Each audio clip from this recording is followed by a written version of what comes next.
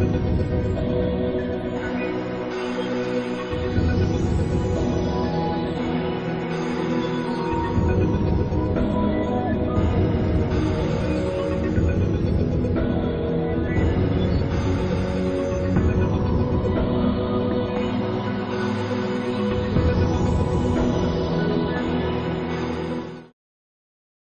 alaikum dear students. Welcome to the 28th lecture of Public Finance. We have covered a lot of milestones during these lectures, and now we were discussing the public finance perspective from Pakistan's angle. What we discussed in the last lecture was very interesting. Actually, we were discussing the various sources of revenue that are distributed among federal, provincial and local governments. We also discussed that among the various sources of revenue that are collected by federal, provincial and local governments, federal government has the most lucrative sources of revenue like income taxes and corporate taxes, while provincial level the lucrativity level actually decreases, and at the local government level that decreases a lot. And then we discussed that about National Finance Commission awards, and we discussed that how these awards are allocated actually from federal government to the provincial governments. And we said that there are certain types of taxes that are allocated in the divisible pool, and then those taxes are divided, and there are two major sources, three basically sources of you can say revenue for the provincial governments. One is those taxes from the divisible pool, which are divided on the basis of population mostly. Then there are straight transfers, in the sense that from, for example, maybe royalty from gas or oil extraction, and those are transferred to the provinces which are providing those resources. And then we also discussed that there is a huge controversy on how these resources are allocated actually, because in terms of straight transfers there is no economic justification for that, and even wealthier provinces like Punjab might debate that the agriculture goods that they provide is also a resource for them, and that should the royalties or taxes from them all should be in case of any sales taxes even should be transferred to Punjab itself. Then there is the debate over population, because there are bigger provinces with lesser level of population, and those provinces need more revenue to develop because their geographical area is much more. So if transfers are made on the basis of geographical area, then there are provinces who are thickly populated might get less of the transfers.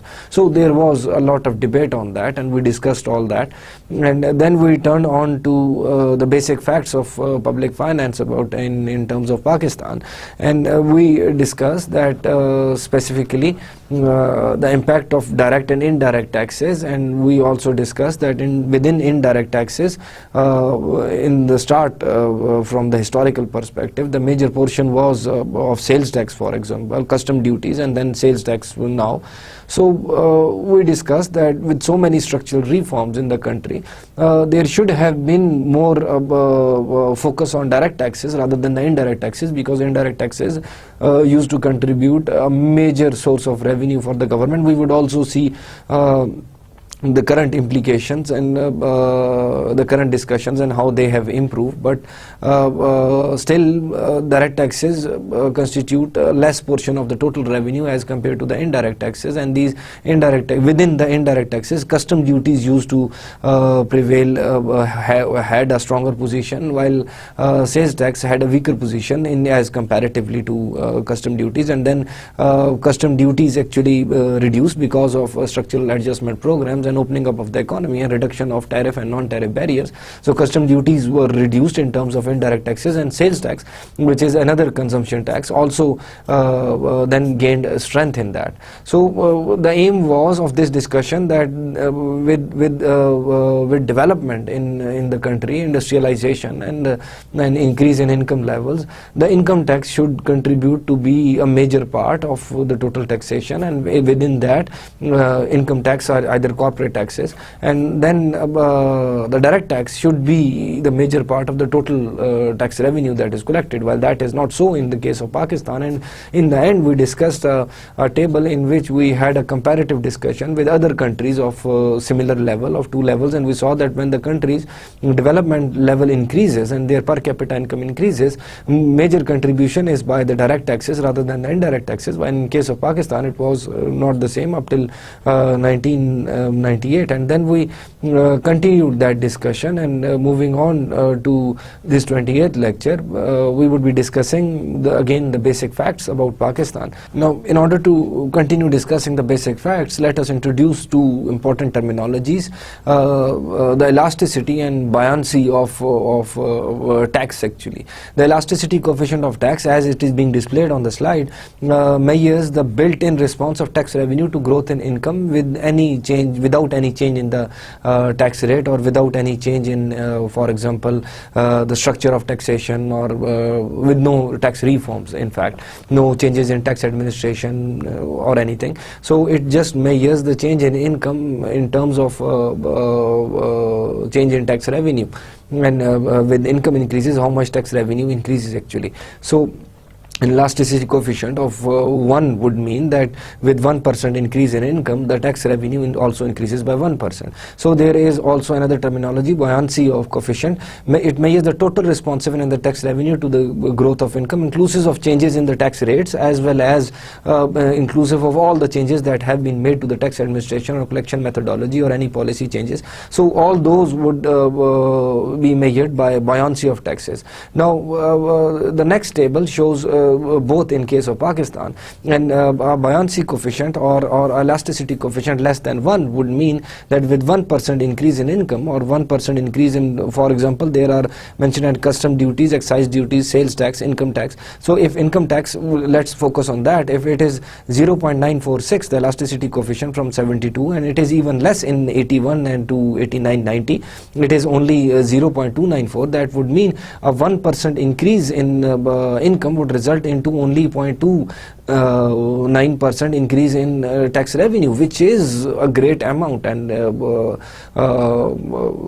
because which is a shocking figure, because previously in 1972 to 3 up to 89 to 90, these are like sort of divided into various periods, and then from in the next 2 columns, that original period has been divided into further 2 subcategories. One is 72 to 80, and the other one is 81 to 89.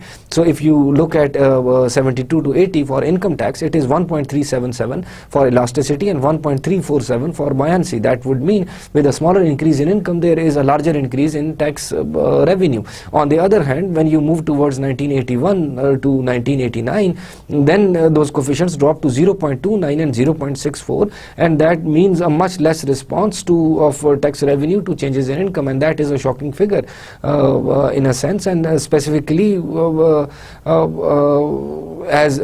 I'm going to discuss further, that in most of the cases, elasticity less than 1 shows that a 1% increase in income has a smaller effect in revenue, as I said earlier. Less than 1 buoyancy shows the same effect, but considering all the discretionary measures by the government. So despite all the discretionary measures by the government being incorporated, because elasticity only considers the changes in income to changes in tax revenue, as buoyancy coefficient also considers changes in tax rates and all other discretionary measures by the government to improve revenue collection. So less than 1 would mean those efforts have gone to waste, and an increase in income has not resulted into a change or increase in revenue up to the same level. Now what are the reasons for this? So this is a big debate, of course. So it might be due to presence of a large unofficial sector. I have discussed that unofficial sector or shadow economy or parallel economy or clandestine economy are all names for the same thing. It all depends on what for example, what the researcher is trying to measure. But the point is that they contribute a lot, in a sense that they are using the resources and then resources of the economy in terms of public goods that we discussed, and on the other hand they are not willing to pay for the use of those resources because they are evading taxes. So tax evasion is a major part of that, and one important implication for Pakistan, one important reason for Pakistan is that most of the small and medium sector, small scale manufacturing is not properly documented in Pakistan. So if that sector is not documented in Pakistan, that would automatically mean that they are not paying taxes. On the other hand, they are utilizing all the public goods and all the public resources. So whenever government goes into a deficit, as I said earlier and I explained, increases in tax would result into burden would be transferred to those who are already paying taxes and not on those who are avoiding taxes. I have discussed that in my previous lecture somewhere before. I don't exactly remember the number of that lecture, but the point is that that presence of unofficial sector would automatically represent low elasticity and low buoyancy of taxes. Then there are wide array of tax exemptions and that result into lesser revenue. Then there is always a blame of poor tax administration. In certain cases people might also say that there is corruption in the taxation system which result into less revenue generation, and poor administration might be the result of, for example, complicated taxation system, might be the result of, for example, complex processes involved, might be the result of too much documentation requirement. So it is very necessary that if we need to improve the revenue collection, we need to improve our taxation system and documentation of the economy as a whole, and that would be a very big effort, and the efforts are being carried out currently to make the taxation system simpler and improved, and I hope we do get time to discuss reforms in terms of taxes. That is again a very important topic. Then when we move on to provincial efforts, the concept is that we need to discuss the revenue generation and of provinces as well, because provinces generate a part of their revenue, then they get a part of federal tax assignment, that would mean from the divisible pool through NFCA awards, and then there is revenue and surplus. We can see in the table over here is, let me explain that table. It is only from 1990 to 1995, the Q ratios of the provinces. Now if you look at the first three columns for Punjab, Sindh, NWFP, Balochistan and all the four combined, the first three columns is federal tax assignment, is provinces' own revenue generation, and the third one is revenue and deficit. If you look at it from, there are three periods, 1990 to 91, 91 to 92 and 94 to 95. Now there was a substantial increase in 94 and 95 through provincial transfers, and that resulted into surplus for almost all the provinces, and in 1991 all the provinces were in the deficit. Specifically Punjab, Sindh was at the greatest deficit, and then there was Balochistan. And then if you look at the debt servicing as a percentage of the total expenditure, that was around 20 to 30%. Then there is development expenditure, which is one of the major part of the provincial expenditure, that is development expenditure. We would discuss that mostly a major part of the expenditure of the provinces is on the development side. And then there are total federal transfers in terms of as a percentage of total expenditure, which represent which are again a huge figure. Now in 1991 NFC award placed all the provinces into surplus position. That is one good thing that happened. Provinces' own revenue effort fell appreciably after 1990-91, and development expenditure, which are mainly responsibilities of the provinces, either decreased as in case of Punjab or did not show much improvement in other three provinces. Now that would be in the coming slide, which we would look at. Now education, health and water supply and sanitation are the main sectors where the provincial provincial government dominate, and overall 64% of the expenditure on the social sector is incurred at the provincial level, which I just said, that health, education and water supply, sanitation are the main sectors on which are the responsibility of the provinces, and major part of their expenditure is in that area specifically, which is categorized into development area, development expenditure. Then if you look at this table, then you see that mostly the expenditure share of different levels of government and expenditure on social sector, then provinces take the lead in this, and they have, for example, on education and training, this is an overall picture, they have 83% of the expenditure, health and nutrition 62% of the total expenditure, population welfare goes to the federal government 97%, and social welfare again goes to the mostly goes to the federal government, which is 73%, and for example, physical planning and housing goes to provinces, that is 50% of their the total expenditure done in that area was done by the provinces. Then for example, in fact, if you come to the last row, that says that total of the development expenditure or expenditure on the social sector, if you say the total 100%, then out of it 64% was done by the provinces, 20% by the federal, and only 16% by the local governments. Now, important issues in public finance and revenue mobilization. Now, what is the problem with federal taxation system? Now, we need to discuss that. Number first, overall level of fiscal effort is low, and tax to GDP ratio has remained more or less stagnant between 12 to 13%. This is the main reason for high budget deficits, basically, that the fiscal effort or the revenue collection effort, it is only 12 to 13 has remained to historically. As I said, I do consider that this book was published in 2005, and most of the statistics are max up to 2005, but mostly we have seen across different lectures that we have discussed the statistics up to 2002 only. So 12 to 13% of the total as a percentage to GDP, that is tax to GDP ratio, and that has been historically from independence till the point of 2002, and that is one of the major reasons for higher fiscal deficit. There is overall dependence on indirect taxes, which I've emphasized again and again, because across the time when countries develop, their emphasis turned toward direct taxation, because with so much structural changes in the economy, with increases in income, with industrialization, people can pay taxes. But then in case of Pakistan, that dependence is on indirect taxes, and indirect taxes are mostly the consumption taxes.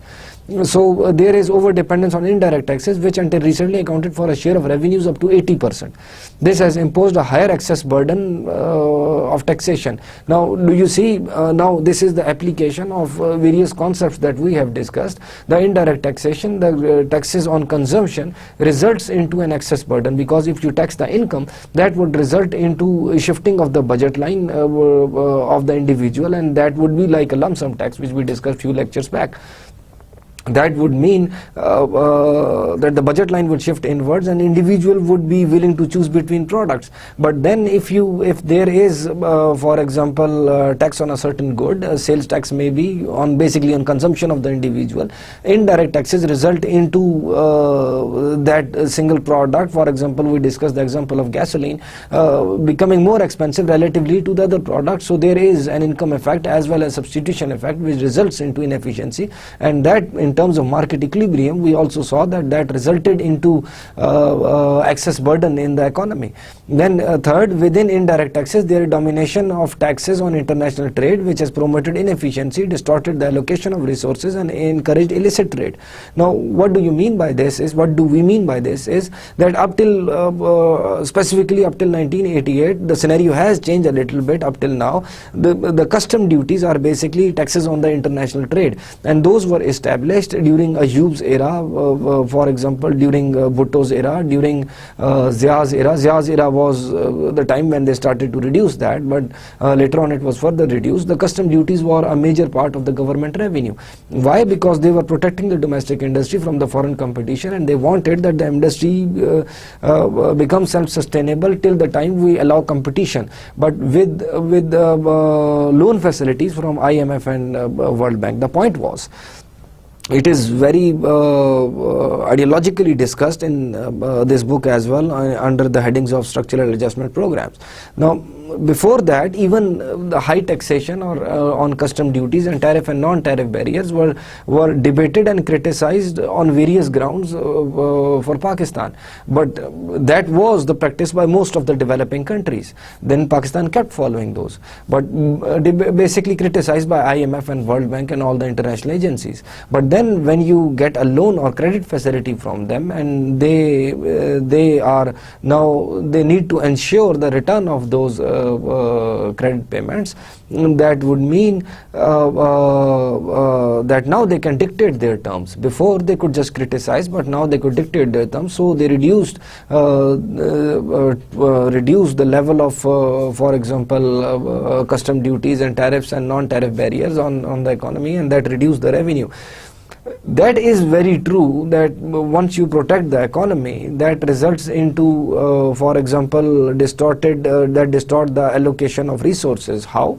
Because the areas that are protected by the government gets an inefficient level of resource allocation of the economy, and when the tax or when that custom duty is removed, that barrier is removed, that would result into reallocation of resources to other areas. So there was misallocation of resources, distorted allocation of resources. There were inefficiency. We discussed the effect of inefficiencies through taxes and subsidies. These are that of, and of course it also encourage illicit trade, because when certain goods are not importable or exportable, then it might result into illegal channels of getting smuggling in. It would be a very true simple statement to say that smuggling is a part of an illicit trade, and that costs revenue to the government.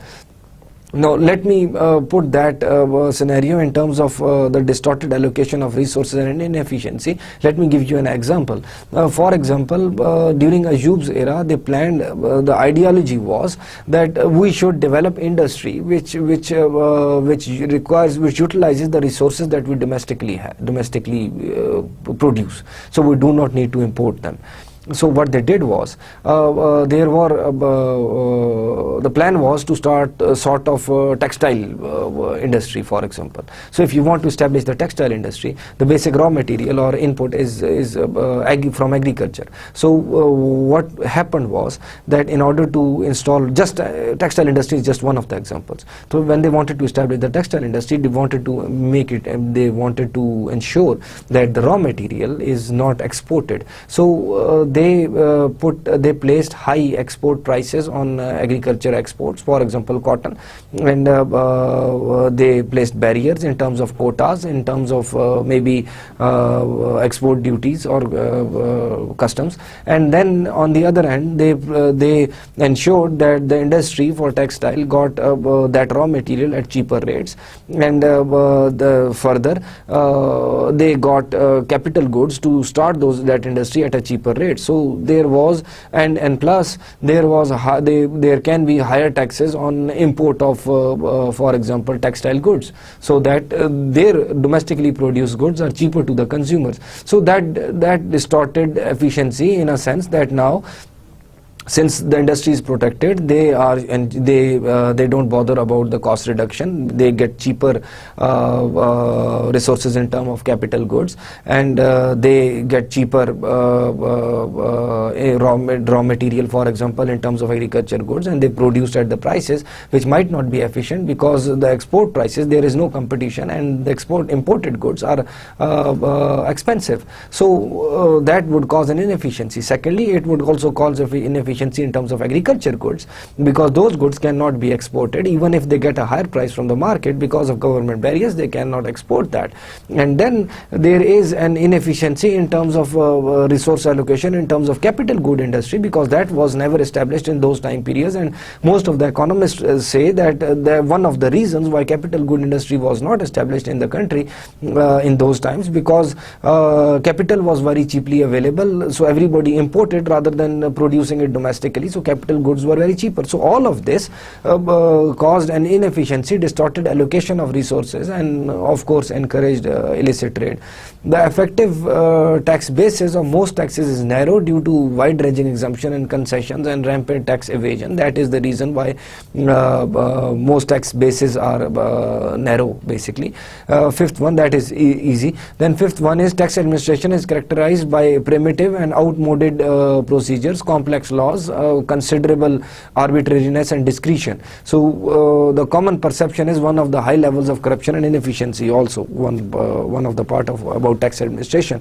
So as I discussed, that tax administration is used to be, at least by now, very primitive and outmoded procedures, required so much documentation and so much paperwork, and with very complex and laws with complete arbitrariness and discretion of there were certain loopholes, of course. So those loopholes are at the discretion of the tax authorities, and when there are loopholes, then people might also try to evade taxes, or you can say they can evade taxes. And secondly, the blame of the corruption is on, we place it on the side for the moment, that is also part of it.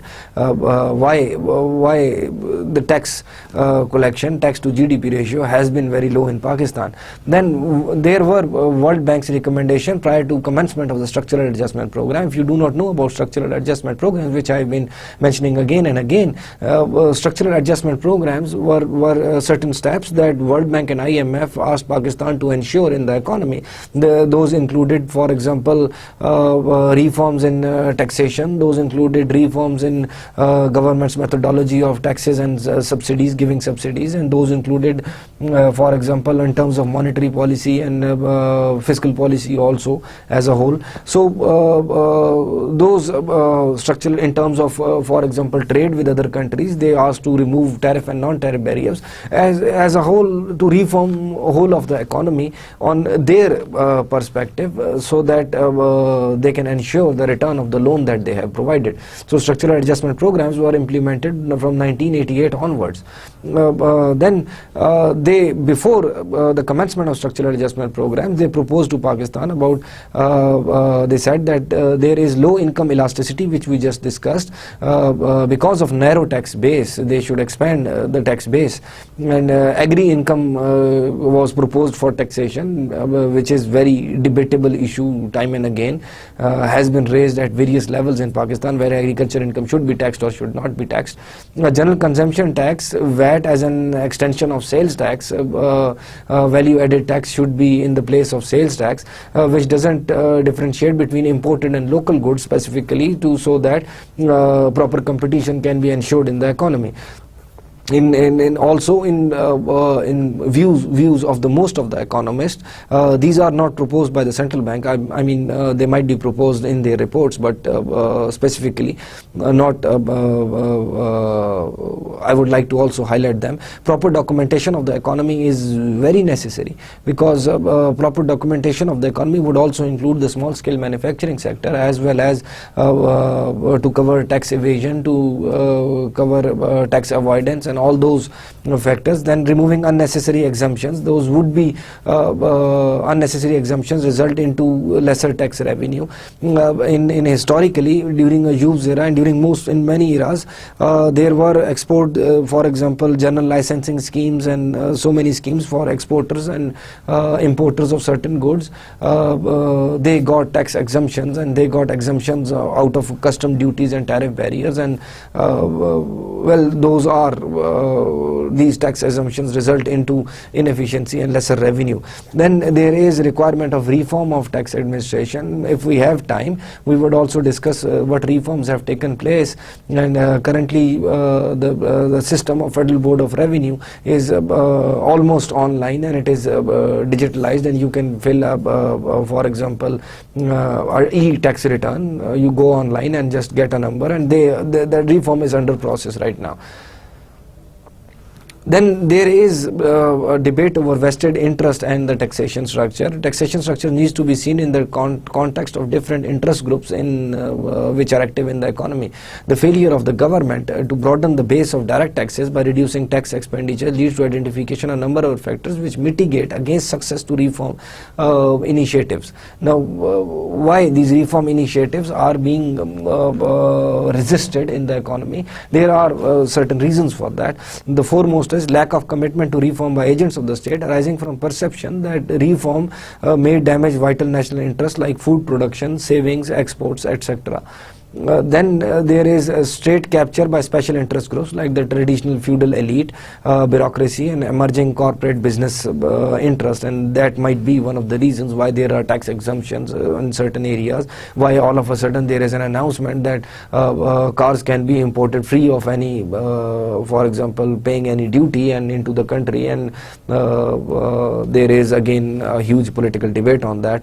Wrong strategy of implementation of reform by first reducing tax rates, the opportunity which existed for bargaining and compensating losers was basically lost in that case. Now, moving on, that was what we discussed, that problem with the federal taxes. Now we want to discuss, I want to take you to the problems at the provincial level. Those were the problems of tax revenue at the federal level. Now coming to the provincial level, almost 90% of the revenue is collected at the federal level and the remaining 10% distributed between the two lower tiers of the government. The point is that, as I said earlier, that 90% of the revenue is collected at the federal level, in that is general number. The point is that federal government has the most lucrative tax, you can say, tax sources. The role played by both provincial and local governments play in the delivery of services is often very critical. The point is that most of the development expenditure is done by the provinces. Local governments are the source where any individual can approach very easily, like union council and municipalities, and that is where the actual problems are solved and discussed, and they should be the ones who should be getting major source of the revenue. But the debate would again turn around that who would finance the national defense, who would finance the across the board projects of you can say public population welfare. And then the major question is, then in that case, who would make sure that all the provinces get equal support? Even if poor provinces who do not have any sources of revenue, where would they get revenue from if that is all centralized at the province level? Social services in particular, such as education, health and water supply and sanitation, are provided by provincial and local levels. As I said, that most of the development expenditure is done by provinces and the local governments.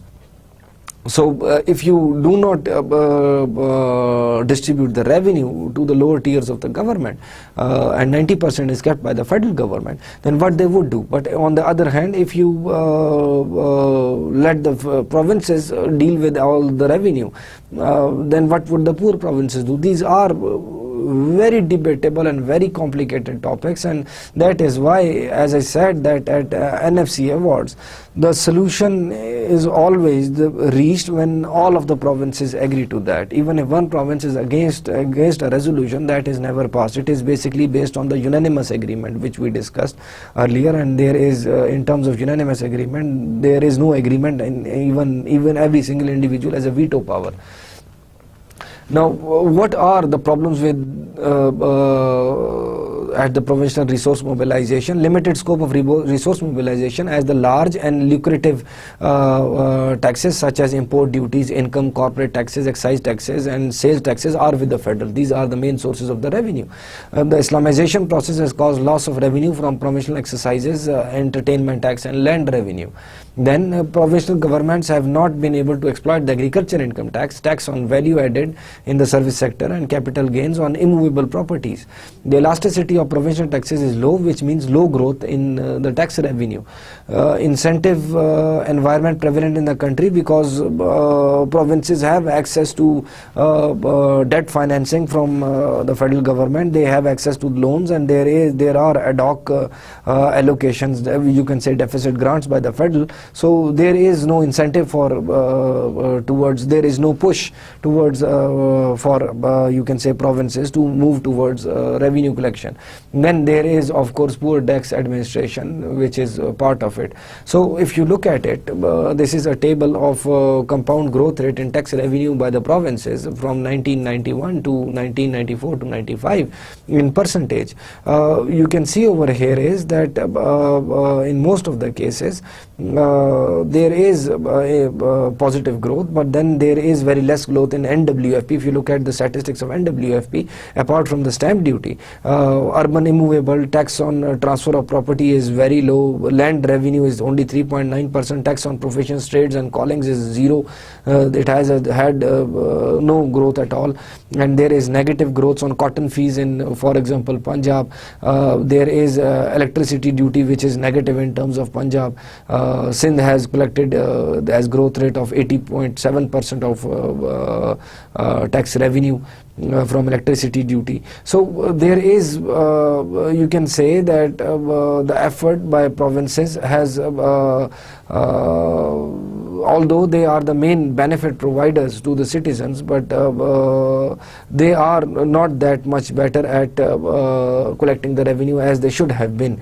There is substantial improvement from the past years, and there you can see certain positive growth rates over there as well, which is a positive signal, but then it is not as much as it should have been. Provincial governments are perceived to be the main providers of benefits to the people because that is where people are concerned. It is also assumed that they are also better at raising revenues. This is basically about provincial governments.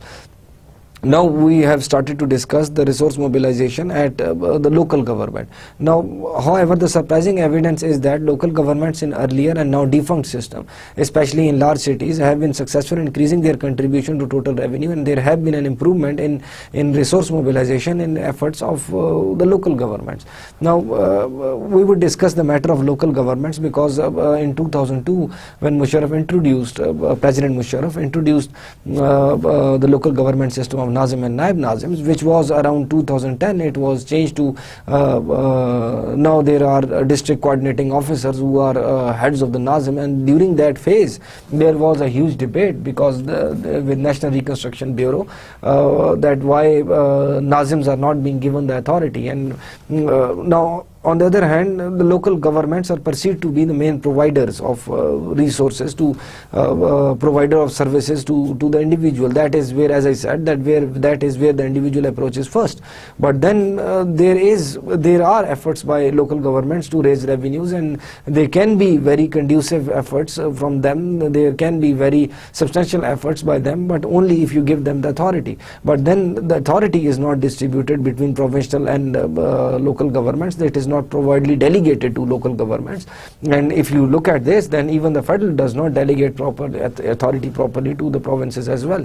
So that is a chain process that moves from federal to provincial to local governments. In the 80s, local taxes grew by an annual rate of 18%, for higher than the growth rate in revenues to at the federal or provincial level. At local government level, it was 80% growth rate in revenues rather than as compared to federal provincial, which was more than them as such. Current pattern of intergovernment fiscal relations between the provincial, local and government in the country is such that the former is instrumental in regarding the development in terms of expenditure growth of the later. This is the case because the provincial government substitute local government in provision of some important services. Now the point is that these fiscal relations, since the province does not delegate authorities and responsibilities to the local government, then when the task is to be assigned to local government, then province takes up, and they substitute the local governments in that task. Now the second thing at the local government level is buoyancy of property tax depends on property valuation assessment. Now the property tax is actually, I hope you understand that, the property tax is dependent on the value of the property that exists. Now that means that over the time that value of that property, for example a house, a shop or a plaza or even a land, a piece of land, the rental value of that property increases over time. So that would mean that the tax should also increase with that. So its buoyancy is dependent on that assessment. Now the point is who should do that assessment and who is collecting the tax. Now when it requires a considerable effort to assess the property rental value of all the buildings over time. So why should a province do that? Because the revenue that is collected from that goes to the local government. So there is very less incentive for the provincial government to carry on the huge activity to bear the cost of assessing the rental value over time, across time. So that is, for example, an opportunity cost, some revenue loss to the local governments. Now, about this structure, the three tiers of the government, which I have said are not the third tier. The local governments are not part of the constitution, and they are part of the constitution indirectly. So Applied Economic Research Center reports on local government decentralization argue that it is justified on both economic and political grounds. Economic ground, there is reduction in cost or improvement in the quality of service, because when the local government is providing the service, it is in direct contact with the receiver of the service. For example, in terms of sanitation, maybe in terms of housing, in terms of for example water supply, in terms of for example schooling, then there would be a reduction in cost because they are in direct contact, and on the other hand they can also, at the same cost, they can improve the quality as well.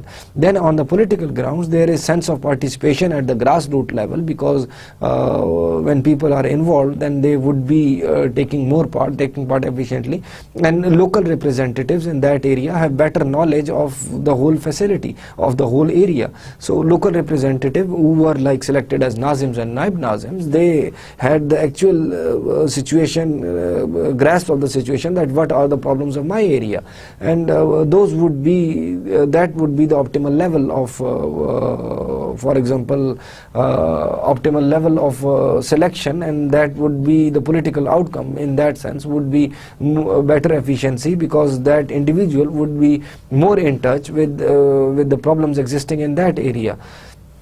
Now, immediately, this is basically an article from the Daily Times, Lahore. It is a summary of that article. I have from 15th of December 2003. District Nazims of the local government system have held their convention in Islamabad with the chairman of National Reconstruction Bureau, Mr. Daniel Aziz, in attendance. Understandably, there was no dearth of complaints, because they had so much complaints. The main aim was, the chairman of the mother organization ended up sending a warning to bureaucrats in the provinces not to exasperate the relations between the local and the provincial governments, because now you see the provinces in the local governments, you select, there is an elected representative, Nazim or Naib Nazim. Now whenever actual providers of the public goods are the bureaucrats. Now those bureaucrats are answerable to provinces. So you are trying to dictate, for example, a Nazim of Naib Nazim in any area is trying to dictate a request or for example a policy to an individual who is not even reporting to him, who is not even answerable to him. So there was the power was delegated to the Nazim, but the guy who had to resolve the issue was actually a servant of the province.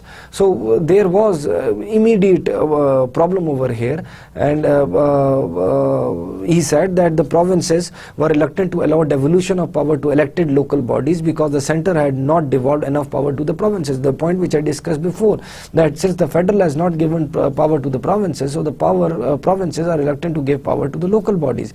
But the district Nazims were mostly worried about the lack of protocol and no clear power to hold the district bureaucracy to accountable through punitive measures. The point is that whenever the bureaucracy, the district bureaucracy, which is the servant of province or the federal, is not listening to them, then the Nazims and Naib Nazims, who are actually responsible for the accomplishment of an objective, cannot hold them accountable because they are not there answerable to them.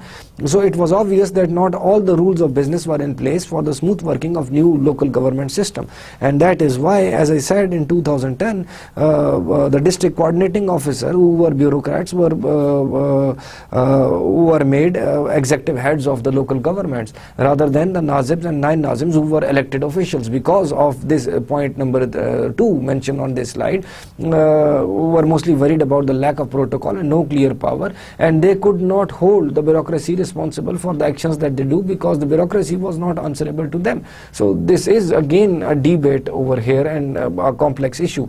Now, is local government the answer to the whole problem? The contribution of municipal government in development, let us discuss that.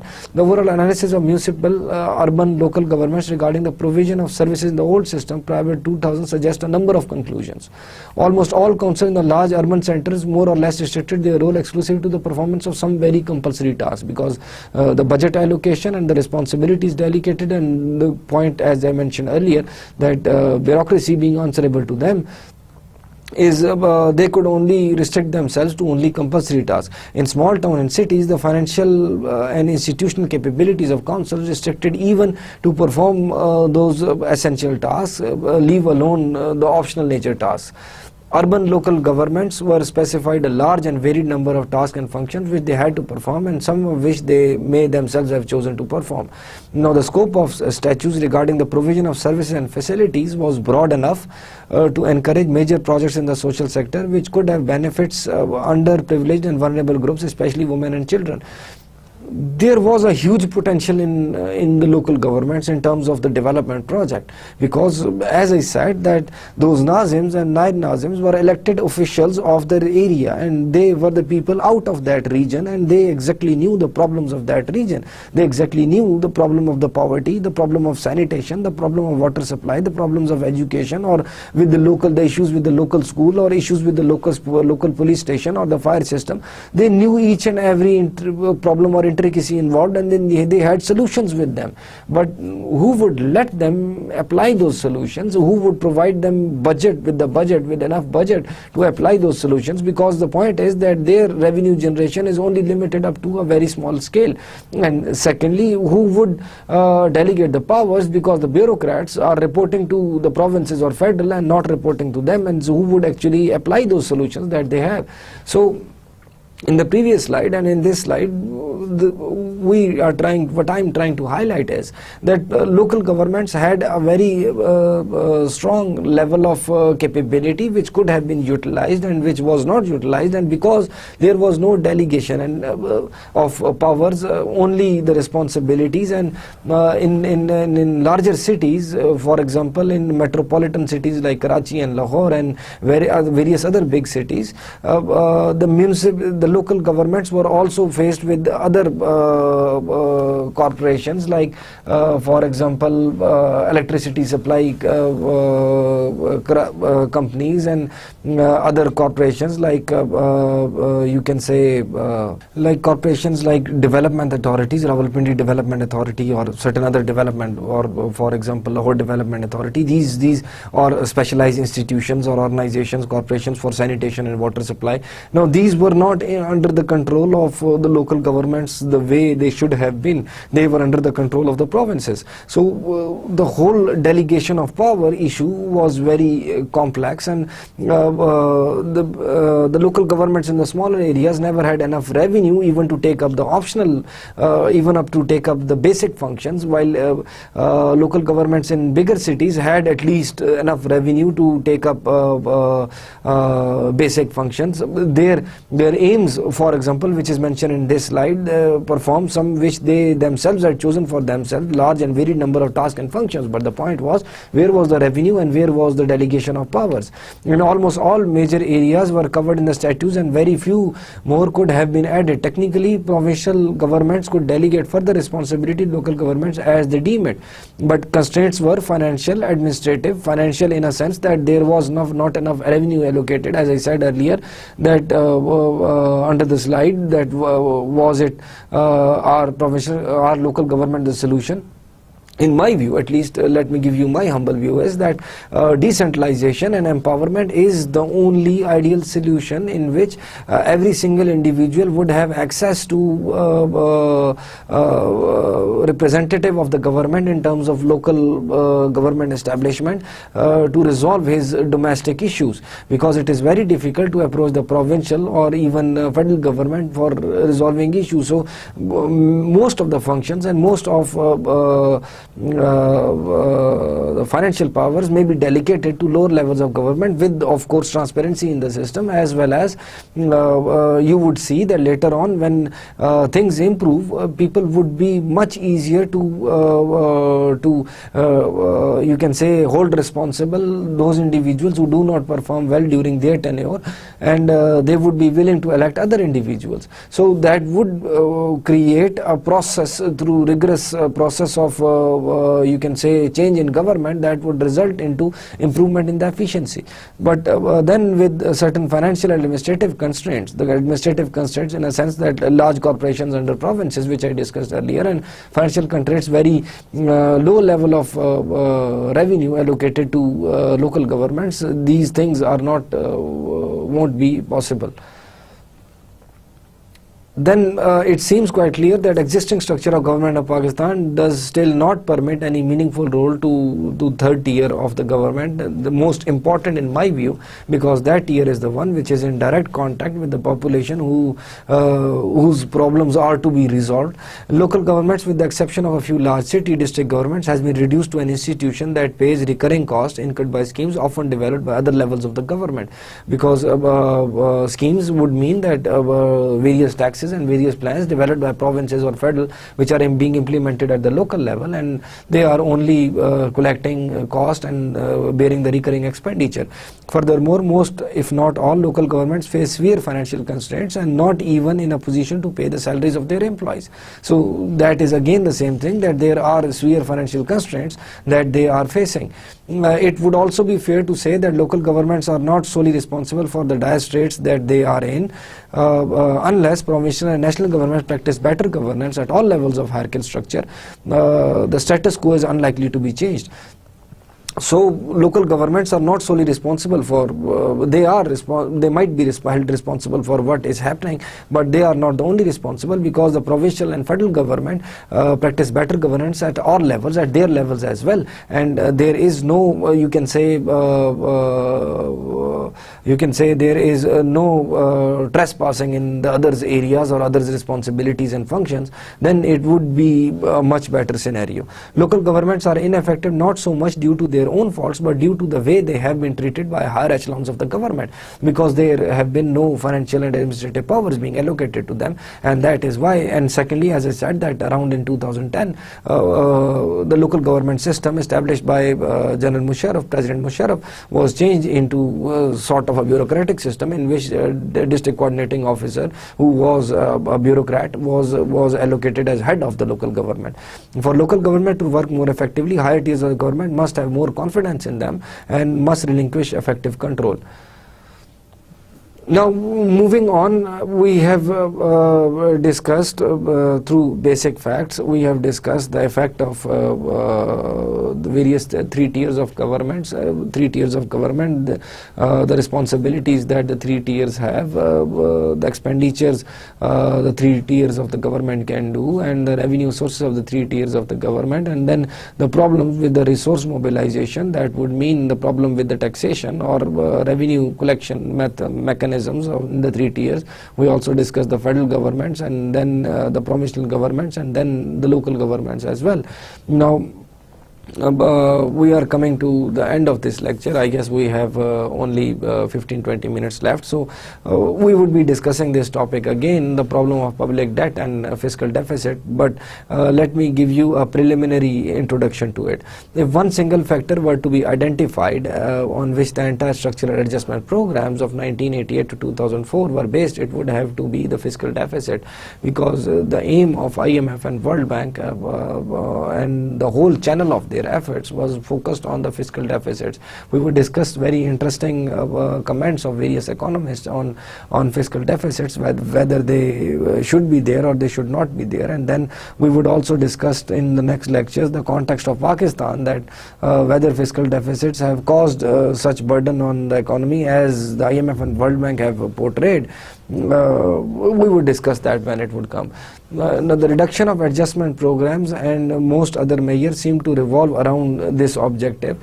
because fiscal deficit was considered to undermine the growth, and it was considered to cause higher levels of inflation, and it was considered that since fiscal deficit is because of excessive expenditure by the government and less revenue mobilization, so government should reduce this, because then they would be out of the burden of the fiscal deficits and the borrowing would be reduced. There are economists who would say that the budget should be balanced. There are economists who would say that fiscal deficits are good as long as they are utilized in the fiscal deficit is due to some development project maybe that would give returns in the future, through which you can pay the burden.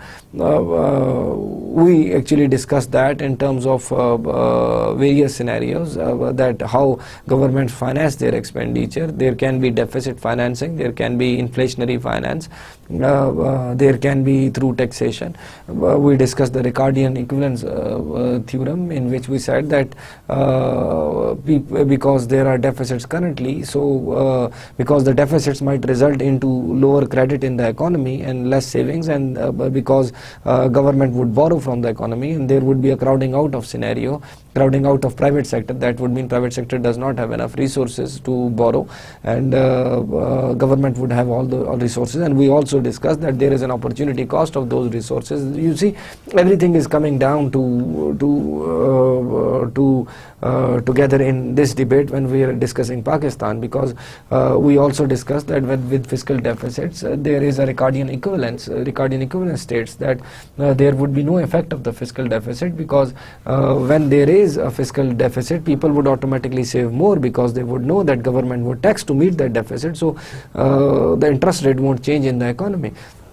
On the other hand, there is an ideology of IMF and World Bank that because of fiscal deficits, the government is borrowing money from the market, and that would result into crowding out, and that crowding out would reduce growth because private sector involvement would be reduced.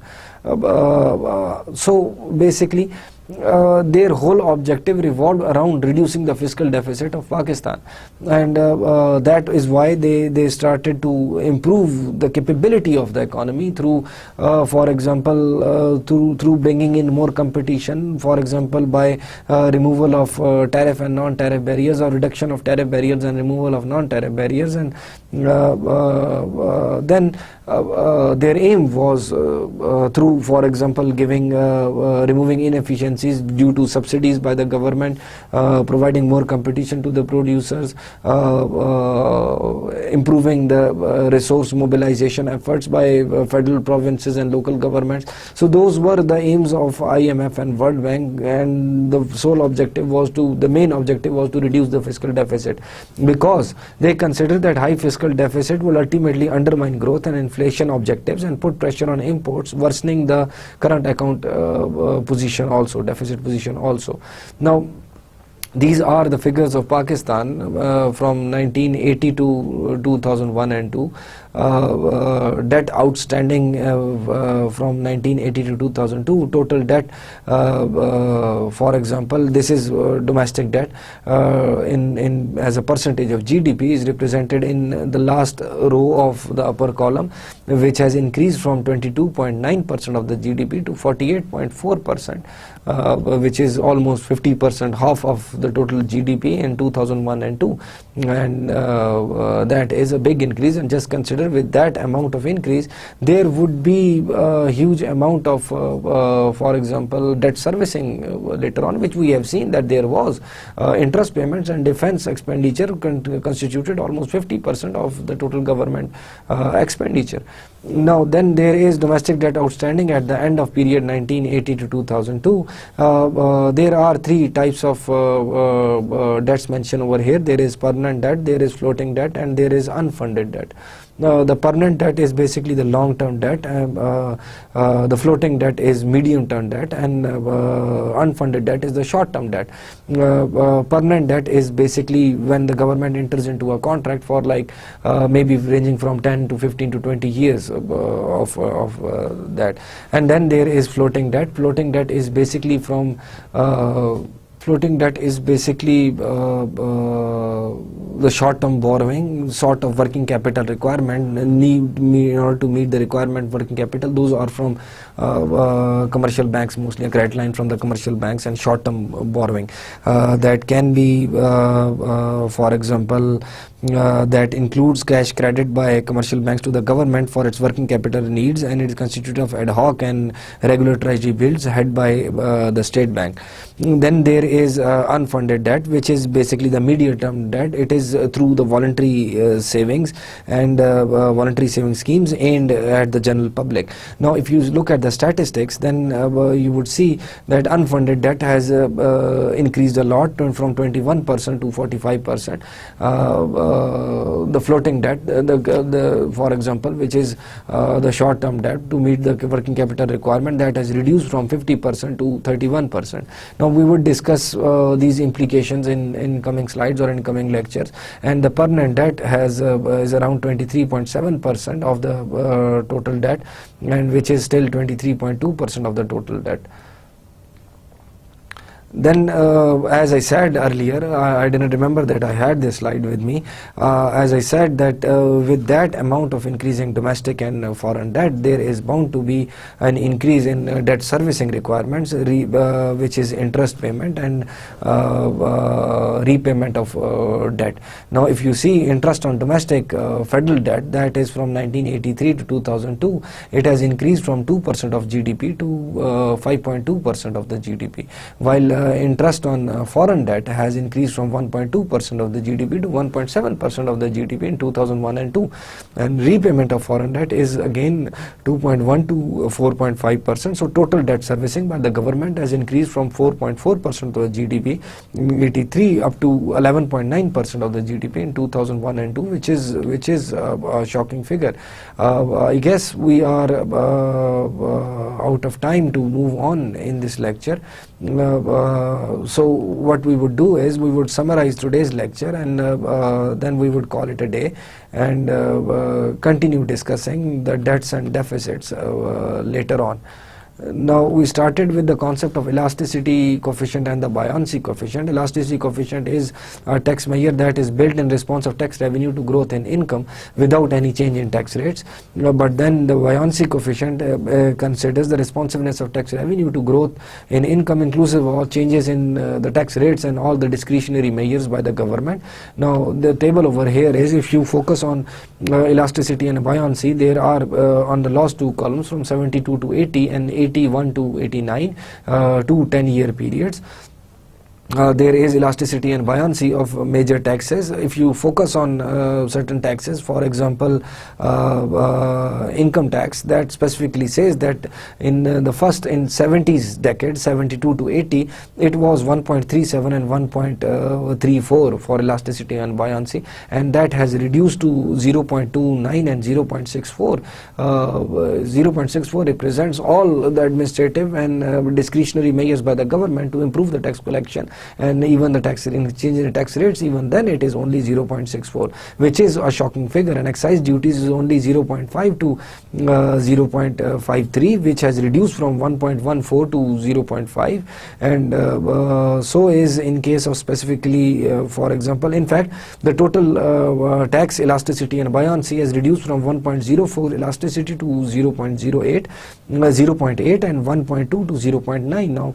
And how would you interpret these is that elasticity less than 1 shows that a 1% increase in income has a smaller effect, or less than 1% increase in revenue collection, and less than 1 buoyancy shows that same effect, but considering all the discretionary measures by the government. Despite all the discretionary measures by the government, the revenue has still changed by less than 1% with 1% increase in income. Now this might be presence why these issues and buoyancy of taxes and elasticity of tax, low elasticity and low buoyancy, might be due to the presence of large unofficial sector in the economy. it is assumed that it might be around 40 to 50% of the GDP currently. Wide array of tax exemptions available and poor tax administration.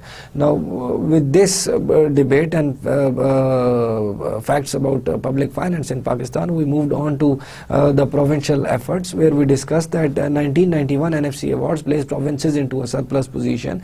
Now, it also discussed that provinces' own revenue effort fell appreciably 1991, and their provincial or revenue efforts, you can see that for Punjab it was 25.7 in for example 1990, it fell to 17.8 in 1994, and this is the case for all the provinces. In fact, that the revenue generation efforts by all the provinces reduced across time. And then another important aspect is that the NFC awards were improved in those times periods, and there was an improvement in their in fact they all went into surplus after 1991. Then I also discussed that most of the expenditure by development expenditure is done by the provinces in their area, development, not exactly development, but expenditure on the social sector like education, health, population welfare, housing planning, manpower and employment. 64% of the total expenditure in these areas in the social sector is done by the provinces. Only 20% was done in 1990 and 91 was done by federal, and only 16% was done by the local government. Then based on this, we need to discuss the problems with resource mobilization with federal as well as provinces. So we started with the federal, and we said that overall fiscal effort is very low, and that is like tax to GDP ratio was from 12 to 13% in that historic period, and that is one of the main reasons of the budget deficit. And the second reason is over dependence on indirect taxes, which until recently accounted for share in revenues over 80%, and these indirect taxes impose a higher excess burden on the economy rather than the direct taxes, which actually reduce the overall buying power of the individual being taxed. Now, within indirect taxes, there is domination of taxes on international trade, which has promoted inefficiency, distorted the allocation of resources and encouraged illicit trade. And now the dominance is mostly because of by the sales tax, actually the GST in the indirect taxes. That is the current scenario. Now these indirect taxes actually result into promoting the inefficiency in the economy, which we discussed in various certain types of graphs, that supply curve move upwards, and the gross price paid by the individual actually is higher, and the net price received by the supplier is lower, and there is an excess burden in that case. Then the international taxes on international trade also cause inefficiency and inefficient allocation of resources, for which I gave you example of establishment of textile industry based on at the cost of development in the agriculture sector, where agriculture sector was heavily, their exports were heavily taxed and restricted, so that cheaper imports of capital and cheaper raw material from agriculture result into development of for example textile industry, and that was a costly distortion of allocation of resources.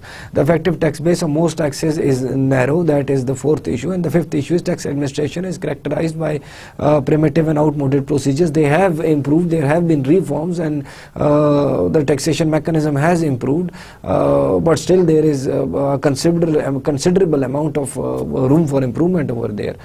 Then I also discussed that World Bank recommendations prior to structural adjustment program, because after structural adjustment program they are not just recommending, they are asking us to implement. Before that they could only recommend, because we never had that loan credit line from them. So low income elasticity because of narrow tax base, because our tax base is narrow, so that is why, because we are narrow tax base would mean that the different types of taxes that are being implied, so they are that is very narrow. So that is why there is low income elasticity. Agri income should be put for the taxation, and there should be a VAT instead of sales tax, and VAT should not differentiate between imported and non-imported goods. And then we also suggested that there should be proper documentation of the economy, which is necessary for the total to evaluate the total taxable income. There should be removal of unnecessary exemptions, which results into low income elasticity also, and there should be further reforms of the tax administration. why the reforms are still pending and are very slow in our system, because of certain vested interests. Now, one of is lack of commitment to reform by agents of the state, arising from perception that the reform may damage vital national interests like food production, savings and exports, and then state capture by national interests like the traditional feudal elite, bureaucracy and emerging corporate business interests also might result into lack of interest towards reform in the taxation system. Then there was a discussion of wrong strategy of implementation of reforms by first reducing tax rates. The opportunity which existed for bargaining with the losers was lost actually, because you have already reduced the tax rates. Now, resource mobilization at the provincial level was the second thing that we need to discuss. We actually discussed that. The role played by both provinces and local governments play a very important role, and we discussed over here is that they are the ones who are providing the most of the social services to the citizens, and almost 90% of the revenue is collected at the federal level, and the remaining 10% distributed to the next two tiers of the government. So what are the problems with resource mobilization at the provincial level? Having established that provinces are very important, provincial governments are very important, limited scope of resource mobilization as large and relatively buoyant and buoyant taxes and lucrative taxes are with the federal government, like import duties, income and corporate taxes, excise duties, sales tax are with the federal government. And the second thing was Islamization process has caused a loss of revenue from, for example, entertainment tax and provincial excises and land revenues. Then provincial governments have not been able to exploit the tax on agriculture income, tax on value added in service sector and capital gains on immovable properties. And then elasticity of provincial tax is low, which means low growth in the tax revenues. And then the main thing was the incentive environment created for the provinces, because they have access to ad hoc grants from the federal, so that is why they would not be interested in much revenue generation, because they know whenever they get into a deficit they can contact the federal and get additional grants from them. Then again the main thing was the poor tax administration. Then we also discussed the annual compound growth rate in tax revenues, which was obvious in this graph. Then we were discussing the local governments, and under the heading of the local governments we basically discussed that local governments were established and they were supposed to be very innovative and efficient, but the problem arose that when there was no transfer of finances from the federal, because the local governments had very you can say non-lucrative sources of revenue, and there was no delegation of administrative and financial powers, actually, which we discussed under the heading of I expressed an article, newspaper article, in which we discussed from the Daily Times, and we discussed that district Nazims had a whole meeting with the chairman of National Reconstruction Bureau, Mr. Daniel Aziz, and the debate was that the provincial governments, the representatives of the provincial governments like bureaucrats are not answerable to Nazims and Naib Nazims. So how can they dictate policies through them, because those bureaucrats are answerable to the provincial governments, while the responsibility has been assigned to Nazims and Naib Nazims for the betterment of the area. So there was basically the whole system was built in a sense that not all the rules of business were in place, and district Nazims were mostly worried about the lack of protocol, no clear power to hold the district bureaucracy accountable through punitive measures, because they, again as I said, that they are not reporting to the district local government heads. So currently, as I said, that in 2010 the whole system was changed again, and now the bureaucrats, actually, that the district commissioner officer was actually the executive head of the local government. I also said that Applied Economic Research Institute in their report highlighted that this local government mechanism was very important from political as well as economic standing, because from economic standing there might be improved in cost and improvement in quality of services provided, and from political standing, those individuals who are elected actually are from the area and they better know about the problems of the area, and they would be better representatives of those people who have elected them. And and there would be an overall efficiency in the system. But as we saw historically, that never took place because of the many obvious reasons which we discussed, that the local governments had a huge potential in a sense, that they could actually improve the services being provided. They could take up major projects. They could for example, start social activities for poor and women and children. But the point was that they were never given enough resources, and then again the financial and administrative issues in a sense, that large corporations like development authorities established in major metropolitan cities were not reporting to the Nazims, and those bureaucrats were not reporting to the Nazims or the local government heads, and that is why there was a gap in which the efficiency could have been there. And then we also discussed the nature, by the end of this lecture, I also discussed the nature of public debt and fiscal deficit, and I mentioned that the main aim of IMF and World Bank, when they started the structural adjustment program, the main aim was reduction of fiscal deficit, because in their view, high fiscal deficit would ultimately result into low growth rates, high inflation, and worsening current account deficit. And I also said that in the coming lectures we would also be discussing how that was not the situation for Pakistan, but we would get there. So I also mentioned that in case of Pakistan, from 1983 to 2002, there were extensive borrowing by the government from domestic and external sources, and that is why in the current slide you can see that debt servicing has increased a lot. If you look at the last row, the total from 4.4% of the GDP from 1983 to 84 has increased to 11.9% of the GDP. And by the end, I guess we are out of time right now, so we would continue the same debate in the coming lecture. Hope to see you soon.